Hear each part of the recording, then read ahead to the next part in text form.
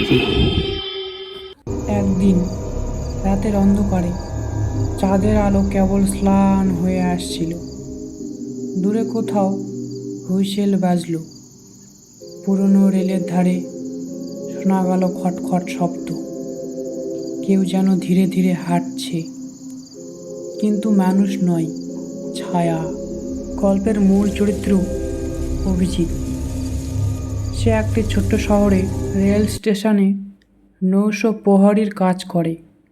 রাত 11টার পর কোনো ট্রেন থাকে না, তবুও তার দায়িত্ব রেল লাইন পাহারা দেওয়া। প্রথম কয়েক রাত স্বাভাবিকভাবেই কাটল, কিন্তু এক রাতে হঠাৎ সে দেখতে পেল দূর থেকে ধোঁয়ার মতো কুয়াশা ছুটে আসছে। তার ভিতর থেকে বেরিয়ে আসলো এক মহিলার অবয়ব, সাদা শাড়ি, খোলা চুল, লাল সিঁদুরে ভিজে গেছে কপাল। অভিজিৎ ভেবেছিল চোখের ভুল, কিন্তু যখন সে এগিয়ে গেল তখন সেই অবয়ব তার দিকে তাকিয়ে হেসে বলল, তোমার ট্রেন কখন আসবে? আমি খুব তাড়াহুড়োয় আছি। এরপর একদম বাতাসে মিলিয়ে গেল। পরের দিন স্টেশনের এক বুড়োর কাছে অভিজিৎ সব ঘটনা খুলে বলল। বুড়ো গভীর নিঃশ্বাস ফেলে বলল, এই লাইনের সাথে একটা অভিশাপ জড়িয়ে আছে। অনেক বছর আগে এই স্টেশন থেকে এক কনে তার স্বামীর সাথে ট্রেনে চড়তে যাচ্ছিল, কিন্তু হঠাৎ মাতাল গার্ড ভুল সংকেত দেয়। ফলে অন্য ট্রেন এসে তাদের ধাক্কা মারে, আর তারপর দুজনেই মারা যায়।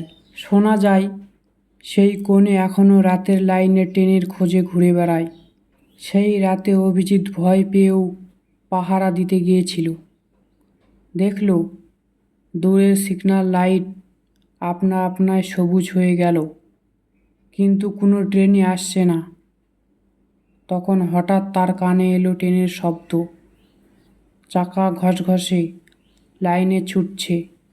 অভিজিৎ ছুটে লাইনের পাশে গিয়ে দাঁড়ালো, কিন্তু ট্রেন নেই, শুধু বাতাসে কাঁপা শব্দ। সে চোখ বন্ধ করল।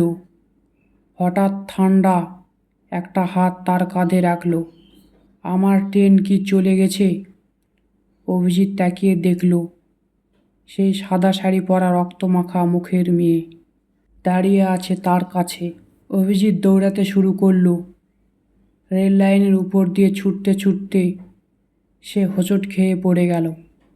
তখন দেখল লাইনের উপরে ভেসে বেড়াচ্ছে আর কয়েকটা ছায়া, সবাই সাদা কাপড় পরে, রক্তমাখা। তাদের মধ্যে থেকে এক শিশু এগিয়ে এসে বলল, চলো না, আমরাও তোমার সাথে ট্রেনে উঠব।